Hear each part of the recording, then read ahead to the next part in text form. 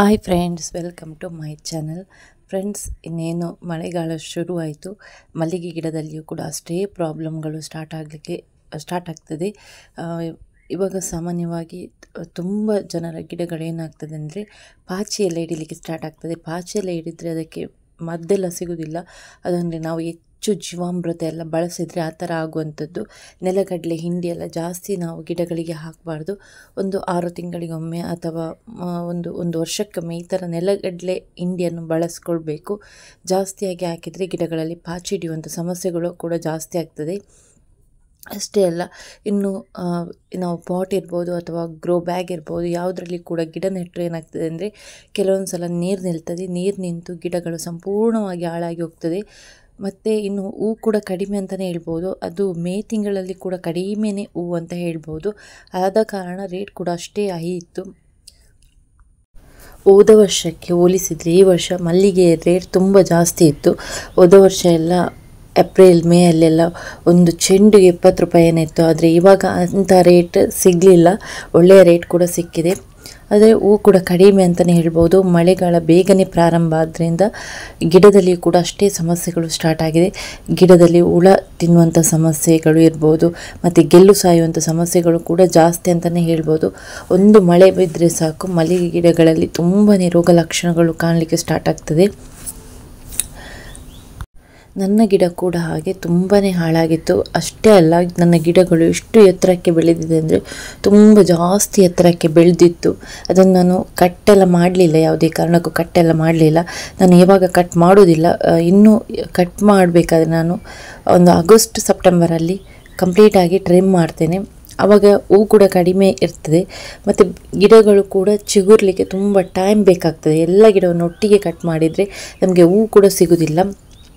ಹಾಗಾಗಿ ನಾನು ಏನು ಮಾಡ್ತೀನಿ ಅಂದರೆ ಈ ಸಲ ಯಾವುದೇ ಗಿಡವನ್ನು ನಾನು ಕಟ್ ಮಾಡಲಿಕ್ಕೆ ಹೋಗಲಿಲ್ಲ. ಇನ್ನು ಆಗಸ್ಟ್ ಸೆಪ್ಟೆಂಬರಲ್ಲಿ ನಾನು ಗಿಡವನ್ನು ಸಂಪೂರ್ಣವಾಗಿ ಟ್ರಿಮ್ ಮಾಡ್ತೇನೆ. ನನ್ನ ಗಿಡದಲ್ಲಿ ಬೇರೆ ಯಾವುದೇ ರೀತಿಯಾದಂಥ ರೋಗ ಲಕ್ಷಣಗಳಿಲ್ಲ. ಹುಳದ ಸಮಸ್ಯೆ ಅಂದರೆ ಮೊಗ್ಗಿನಲ್ಲಿ ಹುಳ ಬರ್ತದೆ ನೋಡಿ, ಮೊಗ್ಗಿನ ತುದಿ ಭಾಗದಲ್ಲಿ ಕೆಲವೊಂದು ಸಲ ಹುಳ ಇರ್ತದೆ, ಆ ಸಣ್ಣ ಸಣ್ಣ ಹುಳ ಇರ್ತದೆ, ಮೊಗ್ಗನ್ನೆಲ್ಲ ತಿಂದು ಹಾಕುವಂಥ ಹುಳ. ಅಂಥ ಸಮಸ್ಯೆಗಳು ಮಾತ್ರ ನನ್ನ ಗಿಡದಲ್ಲಿ ಇರುವಂಥದ್ದು. ಬೇರೆ ಯಾವುದೇ ರೀತಿಯಾಗಿ ಸಮಸ್ಯೆಗಳು ಇಲ್ಲ. ಮತ್ತು ನಾವು ಏನು ಮಾಡಬೇಕಂದ್ರೆ ಬೇಸಿಗೆಗಾಲ ಇರುವಾಗ ಗಿಡಗಳಿಗೆ ಸರಿಯಾಗಿ ನೀರು ಕೊಡಬೇಕು. ನೀರು ಕೊಡದಿದ್ದರೆ ಕೂಡ ಗೆಲ್ಲುಗಳು ಸಾಯುವಂಥ ಸಮಸ್ಯೆಗಳು ಕಾಣ್ತದೆ, ಮತ್ತು ಎಲೆಗಳೆಲ್ಲ ಕೆಂಪಾಗುವಂಥದ್ದು, ಆ ಥರ ಸಮಸ್ಯೆಗಳು ನಾವು ಬೇಸಿಗೆ ಕಾಲದಲ್ಲಿ ಸರಿಯಾಗಿ ನೀರು ಕೊಡದಿದ್ರೆ ಅಂಥ ಸಮಸ್ಯೆಗಳು ಕಾಣಲಿಕ್ಕೆ ಸಿಗುವಂಥದ್ದು. ಇಲ್ಲದ್ರೆ ಗಿಡ ಚೆನ್ನಾಗಿ ಗ್ರೋತಿಂಗಲ್ಲಿ ಬರ್ತದೆ. ಬೇಸಿಗೆ ಕಾಲದಲ್ಲಿ ಗಿಡದಲ್ಲಿ ಯಾವುದೇ ರೀತಿಯ ರೋಗ ಲಕ್ಷಣಗಳು ಇರುವುದಿಲ್ಲ. ಮಾತ್ರ ಗಿಡಗಳಿಗೆ ಸರಿಯಾದ ರೀತಿಯಲ್ಲಿ ನೀರನ್ನು ಕೊಡಬೇಕು. ನೀರು ಕೊಡದಿದ್ದರೆ ಮಾತ್ರ ಗಿಡದಲ್ಲಿ ರೋಗ ಲಕ್ಷಣಗಳು ಕಾಣಲಿಕ್ಕೆ ಸಿಗುವಂಥದ್ದು. ಅದೇ ರೀತಿಯಾಗಿ ಗಿಡಗಳಿಗೆ ಹೆಚ್ಚಿನ ರೀತಿಯಲ್ಲಿ ನೆಲಗಡಲೆ ಹಿಂಡಿಯನ್ನು ಕೂಡ ಬಳಸಬಾರ್ದು. ನೆಲಗಡಲೆ ಹಿಂಡಿಯನ್ನು ಬಳಸಿದರೆ ಏನಾಗ್ತದೆ ಅಂದರೆ ಗಿಡದಲ್ಲಿ ಹೆಚ್ಚಿನ ಪಾಚಿಗಳು ಹುಟ್ಟಿಕೊಳ್ತದೆ. ಪಾಚಿ ಬಂದರೆ ಅದಕ್ಕೆ ಯಾವುದೇ ರೀತಿಯಾಗಿ ಮೆಡಿಸಿನ್ ಸಿಗೋದಿಲ್ಲ ನಮಗೆ, ಮತ್ತು ಆ ಗಿಡ ಹಾಳಾಗಿದೆ ಅಂತಲೇ ಲೆಕ್ಕ. ಅದಕ್ಕೆ ಗಿಡಗಳಿಗೆ ನೆಲಗಡಲೆ ಹಿಂಡಿಯನ್ನು ನಿಯಮಿತವಾಗಿ ಬಳಸಬೇಕು. ಪ್ರತಿ ತಿಂಗಳು ನೆಲಗಡಲೆ ಹಿಂಡಿಯನ್ನು ಹಾಕಿದರೆ ಕೂಡ ಪಾಚಿಗಳು ಬರ್ತದೆ. ಮತ್ತು ಹಸಿ ಸೆಗಣಿಯನ್ನು ಬಳಸುವುದಕ್ಕಿಂತಲೂ ಒಣ ಸೆಗಣಿಯನ್ನು ಬಳಸಿದರೆ ಉತ್ತಮವಾಗಿ ರಿಸಲ್ಟ್ ಸಿಗ್ತದೆ. ಅದೇ ರೀತಿಯಾಗಿ ಸುಡುಮಣ್ಣನ್ನು ಕೂಡ ಹಾಕ್ಬೋದು. ಈ ಮಳೆಗಾಲದಲ್ಲಿ ಸುಡುಮಣ್ಣು ಒಳ್ಳೆಯ ಗೊಬ್ಬರ ಅಂತಲೇ ಹೇಳ್ಬೋದು. ಆದರೆ ಬೇಸಿಗೆ ಕಾಲದಲ್ಲಿ ಗಿಡಗಳಿಗೆ ಸುಡುಮಣ್ಣು ಹಾಕಲಿಕ್ಕೆ ಹೋಗಬೇಡಿ, ಗಿಡ ಸತ್ತೇ ಹೋಗ್ಬೋದು. ನಾವು ಸುಡುಮಣ್ಣು ಉಂಟಲ್ವ, ಅದು ತುಂಬ ಹೀಟ್. ಅದು ಹಾಕಿದ ನಂತರ ಉಂಟಲ್ಲ, ಗಿಡಗಳಿಗೆ ಸರಿಯಾಗಿ ನೀರು ಬೇಕು. ನೀರು ಕೊಟ್ಟರೆ ಮಾತ್ರ ಗಿಡಗಳಿಗೆ ಸುಡುಮಣ್ಣು ಒಳ್ಳೆಯ ರಿಸಲ್ಟನ್ನು ಕೊಡುವಂಥದ್ದು. ಹಾಗಾಗಿ ಈ ಮಳೆಗಾಲದಲ್ಲಿ ನೀವು ಸುಡುಮಣ್ಣು ಮಾಡಿಟ್ಟುಕೊಂಡ್ರೆ ಅದನ್ನು ಗಿಡಗಳ ಬುಡಕ್ಕೆ ಸ್ವಲ್ಪ ಹಾಕ್ಕೊಳ್ಬೋದು. ಮಳೆ ಬರ್ತದೆ, ಗಿಡಗಳಿಗೆ ಅದು ಒಂದು ಒಳ್ಳೆಯ ಗೊಬ್ಬರ ಆಗಿ ಪರಿಣಮಿಸ್ತದೆ. ನಾನು ಇವಾಗ ನನ್ನ ಗಿಡಗಳು ಸ್ವಲ್ಪ ಹಾಳಾಗಿತ್ತು. ಯಾಕೆಂದರೆ ನಾನು ಮೊನ್ನೆಲ್ಲ ಊರಲ್ಲಿ ಇರಲಿಲ್ಲ. ಹಾಗಾಗಿ ಗಿಡಗಳಿಗೆ ಸರಿಯಾದ ರೀತಿಯಲ್ಲಿ ನೀರು ಕೊಡಲಿಕ್ಕೆಲ್ಲ ಆಗಲಿಲ್ಲ. ಗೆಲ್ಲು ಸಾಯೋದು ಮತ್ತು ಗಿಡಗಳಲ್ಲಿ ಸ್ವಲ್ಪ ರೋಗ ಲಕ್ಷಣಗಳು ಕಂಡಿತ್ತು. ನಾನು ಇವಾಗ ಬೇರೆ ರೀತಿಯಾದಂಥ ಗೊಬ್ಬರವನ್ನು ಟ್ರೈ ಮಾಡ್ತಾ ಇದ್ದೇನೆ. ನಾನು ಒಂದೇ ರೀತಿಯಾಗಿ ಗೊಬ್ಬರವನ್ನು ಹಾಕುವುದಿಲ್ಲ, ಚೇಂಜಸ್ ಮಾಡಿ ಹಾಕುವಂಥದ್ದು. ಮತ್ತು ಈ ಗೊಬ್ಬರದಲ್ಲಿ ಏನಾಗ್ತದೆ ಅಂದರೆ ಸ್ವಲ್ಪ ಮೊಗ್ಗುಗಳು ಕೂಡ ಸ್ವಲ್ಪ ದೊಡ್ಡದಾಗಿ ಸಿಗ್ತದೆ ನಮಗೆ. ಹಾಗಾಗಿ ಈ ಗೊಬ್ಬರ ಹೇಗಿದೆ, ಯಾವ ರೀತಿ ರಿಸಲ್ಟ್ ಕೊಟ್ಟಿದೆ ಅದನ್ನು ಕೂಡ ನಾನು ಈ ವಿಡಿಯೋದಲ್ಲಿ ನಿಮಗೆ ತೋರಿಸ್ತೇನೆ. ಅದೆಲ್ಲ ಆನ್ಲೈನ್ ಶಾಪಲ್ಲಿ ಕೂಡ ಸಿಗ್ತದೆ ನಿಮಗೆ, ಅಥವಾ ನಾವು ನರ್ಸರಿಯಿಂದೆಲ್ಲ ತೆಗೆದುಕೊಳ್ಬೋದು. ನಾನು ಇದನ್ನು ನರ್ಸರಿಯಿಂದನೇ ಪರ್ಚೇಸ್ ಮಾಡಿದ್ದು. ತುಂಬ ಒಳ್ಳೆಯ ರಿಸಲ್ಟ್ ಇದೆ ಇದರಲ್ಲಿ. ಇದು ಯಾವುದು ಅಂತ ಕೂಡ ನಾನು ನಿಮಗೆ ಈ ವಿಡಿಯೋದಲ್ಲಿ ಕಂಪ್ಲೀಟಾಗಿ ಹೇಳ್ತೇನೆ, ವಿವರಿಸ್ತೇನೆ.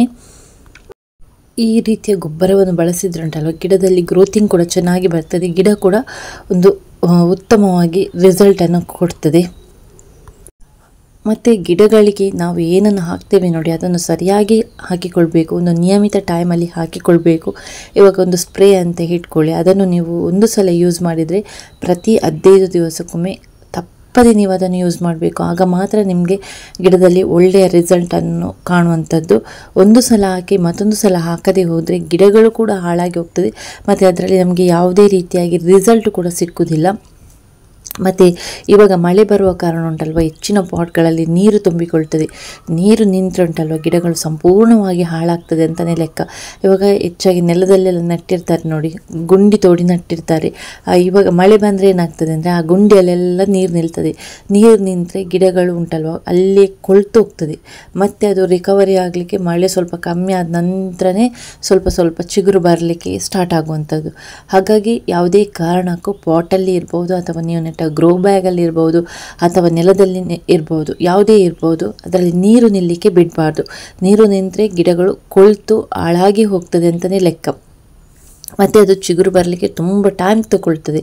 ಒಂದು ವೇಳೆ ನೀವು ನೆಲದಲ್ಲಿ ನೆಟ್ಟಿದ್ದರೆ ಅದಕ್ಕೆ ಸ್ವಲ್ಪ ಮಣ್ಣನ್ನು ಹಾಕಿ ಆ ಗುಂಡಿಯನ್ನು ಮುಚ್ಚಿಕೊಳ್ಳಿ.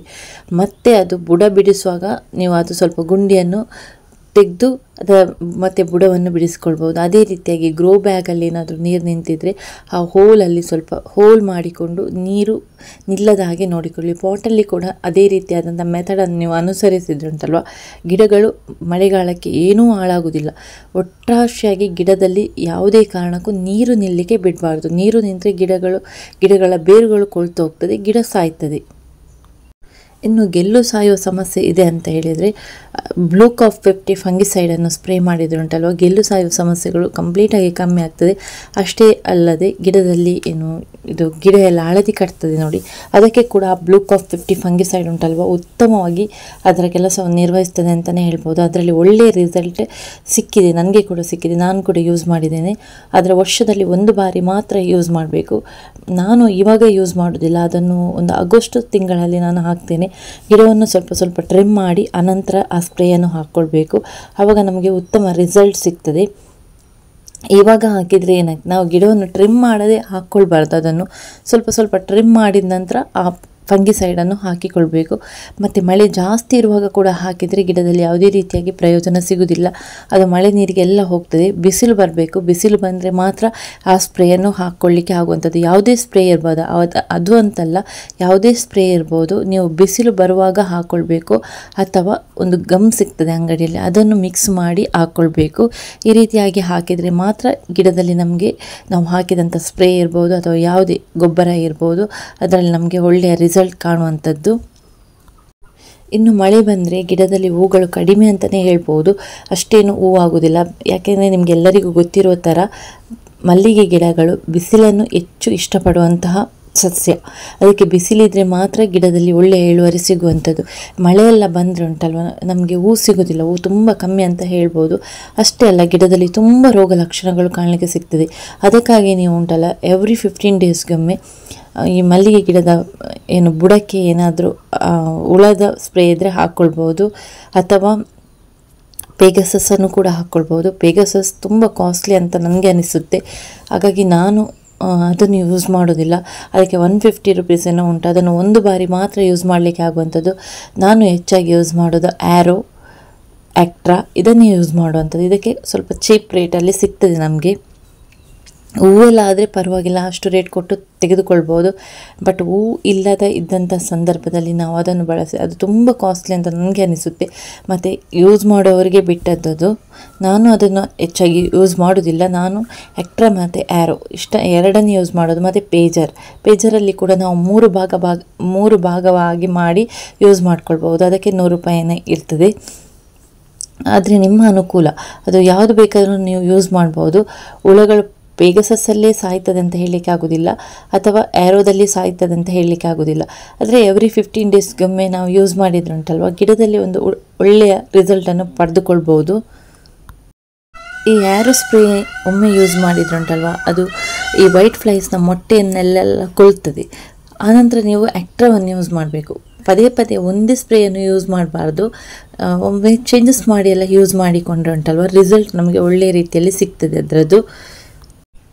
ಮತ್ತು ಮಲ್ಲಿಗೆ ಗಿಡಗಳಿಗೆ ಉಂಟಲ್ವ ಹೆಚ್ಚು ನೀರು ಬೇಕಂತ ಇಲ್ಲ, ಕಡಿಮೆ ನೀರಲ್ಲಿ ಕೂಡ ಕೃಷಿಯನ್ನು ಮಾಡಿಕೊಳ್ಬೋದು. ಬಟ್ ನಾವು ಅದನ್ನು ಗಿಡಗಳನ್ನು ನೋಡಿಕೊಂಡೇ ನೀರನ್ನು ಹಾಕಿಕೊಳ್ಬೇಕಾಗ್ತದೆ.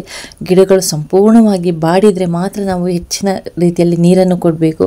ಒಂದು ವೇಳೆ ಗಿಡಗಳು ಬಾಡುವುದಿಲ್ಲ ಅಂತ ಅನಿಸಿದರೆ ಅದಕ್ಕೆ ನೀರನ್ನು ಕೊಡುವಂಥ ಅಗತ್ಯ ಇರುವುದಿಲ್ಲ. ಕೆಲವರ ಒಂದು ಕಲ್ಪನೆ ಇರ್ಬೋದು ಏನಂದರೆ ಗಿಡಗಳಿಗೆ ಹೆಚ್ಚಿನ ನೀರು ಕೊಟ್ಟರೆ ಮಾತ್ರ ನಮಗೆ ಇಳುವರಿ ಸಿಗುವಂಥ. ಇಲ್ಲ, ಅದು ತಪ್ಪು ಕಲ್ಪನೆ. ಗಿಡಗಳಿಗೆ ಹೆಚ್ಚಿನ ನೀರು ಬೇಕು ಅಂತ ಆದರೆ ಮಾತ್ರ ಗಿಡಗಳಿಗೆ ಕೊಡಬೇಕು.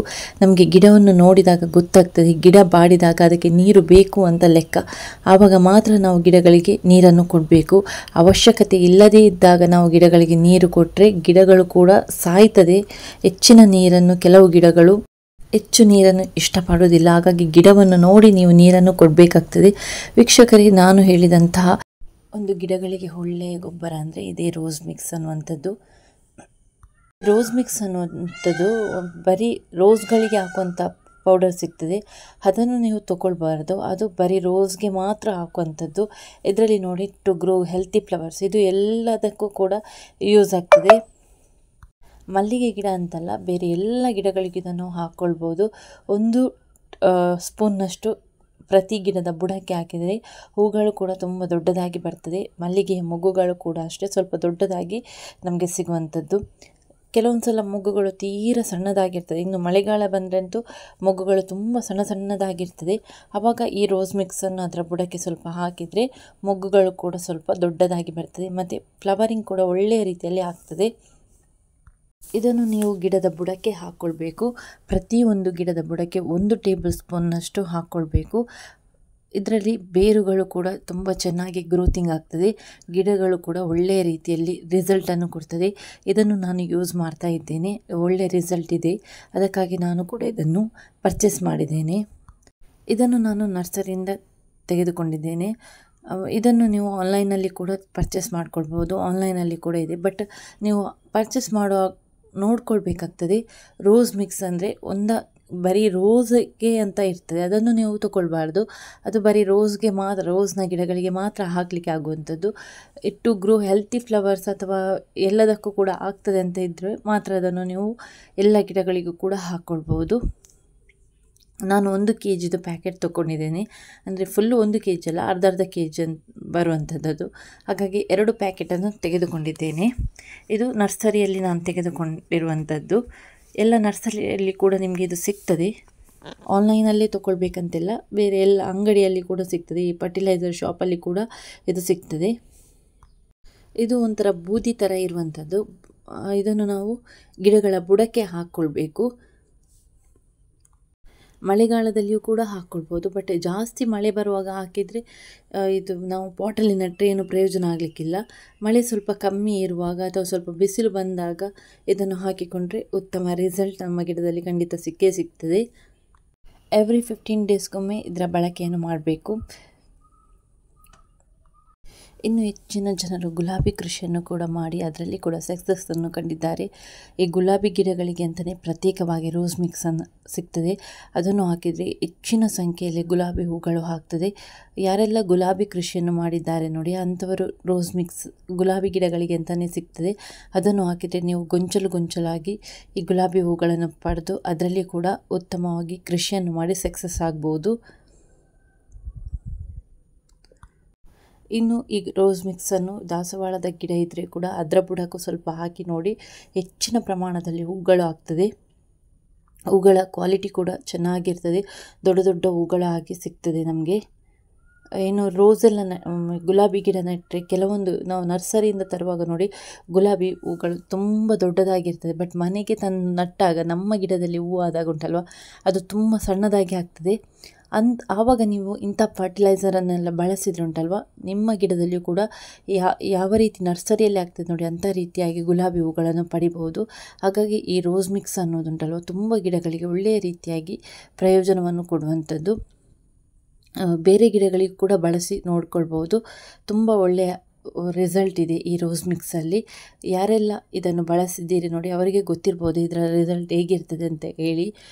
ಯಾರೆಲ್ಲ ಬಳಸಬೇಕಂತಿದ್ದೀರಿ ನೋಡಿ ಒಮ್ಮೆ ಬಳಸಿ ನೋಡಿ, ತುಂಬ ಚೆನ್ನಾಗಿ ರಿಸಲ್ಟ್ ಇದೆ ಇದರಲ್ಲಿ. ಒಮ್ಮೆ ಬಳಸಿದ ನಂತರ ಎವ್ರಿ 15 ಡೇಸ್ಗೊಮ್ಮೆ ತಪ್ಪದೆ ಇದನ್ನು ಬಳಸಿ ನೋಡಿ, ಆವಾಗ ಮಾತ್ರ ಗಿಡದಲ್ಲಿ ಒಳ್ಳೆಯ ರಿಸಲ್ಟನ್ನು ಕಾಣಲಿಕ್ಕೆ ಸಿಗುವಂಥದ್ದು. ಅದೇ ರೀತಿಯಾಗಿ ನಾನು ಇವತ್ತು ಮಲ್ಲಿಗೆ ಗಿಡಗಳಿಗೆ ಹಾಕ್ತಾ ಇದ್ದೇನೆ. ನೋಡಿ ನನ್ನ ಮಲ್ಲಿಗೆ ಗಿಡಗಳು ಹೇಗಿದೆ ಅಂತ ಹೇಳಿ, ತುಂಬ ದೊಡ್ಡದಾಗಿ ಬೆಳೆದು ಬಿಟ್ಟಿದೆ. ಅದು ನನಗೆ ಕಟ್ ಮಾಡಲಿಕ್ಕೇನೋ ಮನಸ್ಸೇ ಬರ್ತಾ ಇಲ್ಲ. ಗಿಡದಲ್ಲಿ ಹೂಗಳಿದೆ, ಹಾಗಾಗಿ ಕಟ್ ಮಾಡಲಿಕ್ಕೆ ಆಗ್ತಾನೇ ಇಲ್ಲ. ಆದರೆ ಕೆಲವೊಂದು ಮೊನ್ನೆಲ್ಲ ನಾನು ನೀರು ಹಾಕದೇ ಇರುವ ಕಾರಣ ಕೆಲವೊಂದು ಎಲೆಗಳುಂಟಲ್ವ ಕೆಂಪಾಗಿ ಹೋಗಿಬಿಟ್ಟಿದೆ. ಆದರೆ ಈ ಫರ್ಟಿಲೈಸರ್ ಹಾಕಿದ ನಂತರ ಗಿಡಗಳು ಚೆನ್ನಾಗಿ ಬಂದಿದೆ. ಅದೇ ರೀತಿಯಾಗಿ ಮೊಗ್ಗುಗಳು ಕೂಡ ತುಂಬ ದೊಡ್ಡದಾಗಿ ಸಿಕ್ಕಿದೆ ನನಗೆ. ಇಲ್ಲಿ ನೋಡಿ, ಇಲ್ಲಿ ಒಂದು ಮೊಗ್ಗು ಇದೆ ನೋಡಿ, ಅದು ಸ್ವಲ್ಪ ತುಂಬ ಹಾಳಾಗಿ ಹೋಗಿಬಿಟ್ಟಿದೆ. ಆ ಥರ ಮೊಗ್ಗೆಲ್ಲ ಆಗುವಾಗ ಉಂಟಲ್ಲ ಅದರಲ್ಲಿ ಹುಳಗಳು ಜಾಸ್ತಿ ಇರ್ತದೆ ನೋಡಿ. ಇಲ್ಲೆಲ್ಲ ನೋಡಿ ಮೊಗ್ಗು ನೋಡಿ, ಎಲೆ ನೋಡಿ ಯಾವ ರೀತಿ ಇದೆ ಅಂತೇಳಿ. ಇದೆಲ್ಲ ನಾವು ಬೇಸಿಗೆ ಕಾಲದಲ್ಲಿ ನೀರೆಲ್ಲ ಕಮ್ಮಿ ಕೊಟ್ಟರೆ ಮಾತ್ರ ಇಂಥ ಸಮಸ್ಯೆಗಳು ಬರುವಂಥದ್ದು. ಹಾಗಾಗಿ ಬೇಸಿಗೆ ಕಾಲದಲ್ಲಿ ನೀವು ಗೊಬ್ಬರಕ್ಕಿಂತಲೂ ಜಾಸ್ತಿಯಾಗಿ ನೀರೇ ಕೊಡಬೇಕು, ಆಗ ಗಿಡಗಳು ಚೆನ್ನಾಗಿರ್ತದೆ. ಹೆಚ್ಚಿನ ಪ್ರಮಾಣದಲ್ಲಿ ಹೂವನ್ನು ಕೂಡ ಕೊಡ್ತದೆ. ಹಾಗಂತೇಳಿ ಗೊಬ್ಬರ ಕೊಡದೇ ಇರಬಾರ್ದು, ನಿಯಮಿತವಾಗಿ ಕೊಟ್ಟರೆ ಸಾಕು. ನೀರು ಜಾಸ್ತಿ ಕೊಡಬೇಕಾಗ್ತದೆ. ಈ ಕೇರೆ ಬಳ್ಳಿಯಿಂದ ಮಾಡಿದಂಥ ಗಿಡದಲ್ಲಿ ಉಂಟಲ್ವ ತುಂಬ ಹೂವಾಗ್ತದೆ, ಜಾಸ್ತಿಯಾಗಿ ಹೂವಾಗ್ತದೆ. ಸ್ವಲ್ಪ ಬಳ್ಳಿ ದೊಡ್ಡದಾದರೆ ಸಾಕು, ಅದರಲ್ಲಿ ತುಂಬ ಹೂವು ಆಗ್ತದೆ. ಇವಾಗ ನೋಡಿ ಎಷ್ಟು ಎಲೆಗಳು ಉದುರ್ತದೆ ಅಂತೇಳಿ. ಇದೆಲ್ಲ ನಾನು ಬೇಸಿಗೆ ಕಾಲದಲ್ಲಿ ಸರಿಯಾಗಿ ನೀರು ಕೊಡದೇ ಇರೋದ್ರಿಂದ ಇಂಥ ಸಮಸ್ಯೆಗಳು ಕಾಣಲಿಕ್ಕೆ ಸಿಗುವಂಥದ್ದು. ಹಾಗಾಗಿ ಬೇಸಿಗೆ ಕಾಲದಲ್ಲಿ ನೀವು ಆದಷ್ಟು ನೀರಿಗೇ ಹೆಚ್ಚಿನ ಪ್ರಾಮುಖ್ಯತೆಯನ್ನು ಕೊಟ್ಟರುಂಟಲ್ವ ಗಿಡಗಳು ಕೂಡ ತುಂಬ ಚೆನ್ನಾಗಿರ್ತದೆ. ಇದರಲ್ಲಿ ನೋಡಿ ಎಷ್ಟು ಈ ಮೊಗ್ಗಿನಲ್ಲಿ ತುಂಬ ಹುಳ ಇದೆ. ಇದು ನೋಡಿ, ಇದು ರೋಸ್ ಮಿಕ್ಸ್ ಒಂಥರ ಬೂದಿ ಥರ ಇರುವಂಥದ್ದು. ಇವಾಗ ಗಿಡದ ಬುಡವನ್ನೊಮ್ಮೆ ಸರಿಯಾಗಿ ಹೊಕ್ಕಿ ಆನಂತರ ಇದನ್ನು ಹಾಕ್ಕೊಳ್ಬೇಕು. ಈ ಟೂಲ್ಸಲ್ಲಿ ನನಗೆ ತುಂಬ ಚೆನ್ನಾಗಿ ಗಿಡದ ಬುಡ ಹೋಗ್ಲಿಕ್ಕೆ ಆಗ್ತದೆ. ಆ 3 ಹಲ್ಲಿರುವಂಥದ್ರಲ್ಲಿ ಹೊಕ್ಕಿದರೆ ಏನಾಗ್ತದೆ ಅಂದರೆ ಕೆಲವು ಸಲ ಬೇರಿಗೆ ಪೆಟ್ಟಾಗ್ತದೆ. ಆದರೆ ಇದು ಆಗಲ್ಲ. ಇದ್ರ ನನಗೆ ತುಂಬ ಈಸಿ ಮೆಥಡಲ್ಲಿ ಮಣ್ಣೆಲ್ಲ ಹೋಗ್ಲಿಕ್ಕೆ ಆಗುವಂಥದ್ದು. ನಾನು ಗಿಡದ ಬುಡಕ್ಕೆ ಈ ತರಗೆಲೆಯನ್ನು ಹಾಕಿದ್ದೇನೆ. ಈ ತರಗೆಲೆ ಒಳ್ಳೆಯ ಗೊಬ್ಬರ. ಕೆಲವರು ಹಾಕಬಾರ್ದು ಅಂತ ಹೇಳಿದ್ದಾರೆ, ಬಟ್ ನಾನು ಹಾಕ್ತೇನೆ. ನನಗೆ ಇದರಲ್ಲಿ ಒಳ್ಳೆಯ ರಿಸಲ್ಟ್ ಸಿಕ್ಕಿದೆ. ಹಾಗಾಗಿ ಗಿಡಗಳು ಚೆನ್ನಾಗಿ ಗ್ರೋತಿಂಗ್ ಕೂಡ ಬರ್ತದೆ. ಅದಕ್ಕೋಸ್ಕರ ನಾನು ಈ ತರಗೆಲೆಯನ್ನು ಹಾಕಿದ್ದೇನೆ. ಇದನ್ನು ನಾವು ಬೇಸಿಗೆ ಕಾಲದಲ್ಲೆಲ್ಲ ಹಾಕಿದರೆ ನೀರು ಸ್ವಲ್ಪ ಕಡಿಮೆ ಕೊಟ್ಟು ನಡೀತದೆ. ಯಾಕೆಂದರೆ ಆ ತರಗೆಲೆಯಲ್ಲಿ ನೀರಿನ ಪಸೆ ಎಲ್ಲ ಇರ್ತದೆ ನೋಡಿ. ಈ ಥರ ಬುಡವನ್ನು ಹೊಕ್ಕಿ ನಾವು ಹಾಕ್ಕೊಳ್ಳುವಂಥದ್ದು. ಮತ್ತು ಮಣ್ಣನ್ನು ಮುಚ್ಚಬೇಕು ನೋಡಿ. ಇದುವೇ ರೋಸ್ ಮಿಕ್ಸ್ ನಾನು ನರ್ಸರಿಯಲ್ಲಿ ತೆಗೆದುಕೊಂಡು ಬಂದಿರುವಂಥದ್ದು. ಇದು ಅರ್ಧ kg ಪ್ಯಾಕೆಟ್. ವೀಕ್ಷಕರೇ ನೋಡಿದ್ರಲ್ಲ ರೋಸ್ ಮಿಕ್ಸನ್ನು ಯಾವ ರೀತಿ ಗಿಡಗಳಿಗೆ ಹಾಕುವಂಥದ್ದಂತ. ಗಿಡಗಳ ಬುಡವನ್ನು ಸರಿಯಾಗಿ ಹೊಕ್ಕಿ ಸ್ವಲ್ಪ ಮಣ್ಣನ್ನು ಹೊಕ್ಕಿ ಅದರ ಸುತ್ತಲೂ ಗಿಡದ ಬುಡದ ಸುತ್ತಲೂ ಹಾಕಿಕೊಳ್ಬೇಕು. ಮತ್ತು ಅದಕ್ಕೆ ಮಣ್ಣನ್ನು ಮುಚ್ಚಿಕೊಳ್ಬೇಕು. ಇವಾಗ ಮಳೆ ಬರ್ತಾ ಉಂಟು, ಹಾಗಾಗಿ ನೀರು ಹಾಕಬೇಕಂತಿಲ್ಲ. ಇಲ್ಲಾದರೆ ಒಂದು ದಿವಸ ಬಿಟ್ಟು ಸರಿಯಾದ ರೀತಿಯಲ್ಲಿ ನೀರನ್ನು ಕೊಟ್ಟರೆ ಉಂಟಲ್ವ ಗಿಡದಲ್ಲಿ ಹೆಚ್ಚಿನ ಇಳುವರಿಯನ್ನು ಕಾಣ್ಬೋದು. ಅದೇ ರೀತಿಯಾಗಿ ಮಲ್ಲಿಗೆ ಗಿಡದ ಮೊಗ್ಗುಗಳು ತೀರಾ ಸಣ್ಣದಾಗಿದ್ದರೆ ಈ ರೋಸ್ ಮಿಕ್ಸನ್ನು ಬಳಸಿದರೆ ಸ್ವಲ್ಪ ಮೊಗ್ಗುಗಳು ಕೂಡ ಸ್ವಲ್ಪ ದೊಡ್ಡದಾಗಿ ಬರ್ತದೆ. ಹಾಗಂತೇಳಿ ಬರೀ ಮಲ್ಲಿಗೆ ಗಿಡಗಳಿಗೆ ಹಾಕಬೇಕಂತ ಏನಿಲ್ಲ. ನಿಮ್ಮಲ್ಲಿ ಗುಲಾಬಿ ಗಿಡ ಇದ್ದರೆ ಅದಕ್ಕೂ ಹಾಕ್ಕೊಳ್ಬೋದು, ದಾಸವಾಳ ಗಿಡ ಇದ್ದರೆ ಅದಕ್ಕೂ ಸ್ವಲ್ಪ ಹಾಕ್ಕೊಳ್ಬೋದು. ಈ ರೋಸ್ ಮಿಕ್ಸಲ್ಲಿ ತುಂಬ ಒಳ್ಳೆಯ ರಿಸಲ್ಟ್ ಇದೆ. ನಾನು ಇದನ್ನು ಯೂಸ್ ಮಾಡಿ ಅನಂತರ ನಿಮಗೆ ವಿಡಿಯೋ ಮಾಡಿ ತೋರಿಸುವಂಥದ್ದು. ಇದನ್ನು ನಾನು ಬಳಕೆ ಮಾಡಿದ್ದೇನೆ, ಹಾಗಾಗಿ ನನ್ನ ಗಿಡದಲ್ಲಿ ಒಳ್ಳೆಯ ರೀತಿಯಾಗಿ ರಿಸಲ್ಟನ್ನು ಕೂಡ ನಾನು ಕಂಡಿದ್ದೇನೆ. ಅದನ್ನು ಈ ವಿಡಿಯೋ ಅನ್ನೋದಕ್ಕಾಗಿ ನಾನು ಶೇರ್ ಮಾಡಿಕೊಂಡಿದ್ದೇನೆ. ವೀಕ್ಷಕರೇ, ಈ ವಿಡಿಯೋ ನಿಮಗೆ ಇಷ್ಟ ಆದರೆ ಲೈಕ್ ಮಾಡಿ, ಶೇರ್ ಮಾಡಿ, ಸಬ್ಸ್ಕ್ರೈಬ್ ಮಾಡದೆ ನೋಡ್ತಿದ್ದೀರಾ ಆದರೆ ದಯವಿಟ್ಟು ಸಬ್ಸ್ಕ್ರೈಬ್ ಮಾಡಿಕೊಂಡು ವಿಡಿಯೋ ನೋಡಿ. ವಿಡಿಯೋ ಇಷ್ಟ ಆದರೆ ಲೈಕ್ ಮಾಡಿ, ಹೆಚ್ಚಿನ ಜನರೊಂದಿಗೆ ಶೇರ್ ಮಾಡಲು ಮರೆಯದಿರಿ. ಮತ್ತೊಂದು ಹೊಸದಾದ ವಿಡಿಯೋದೊಂದಿಗೆ ನಾನು ನಿಮ್ಮನ್ನು ಭೇಟಿ ಆಗ್ತೇನೆ. Thanks for watching.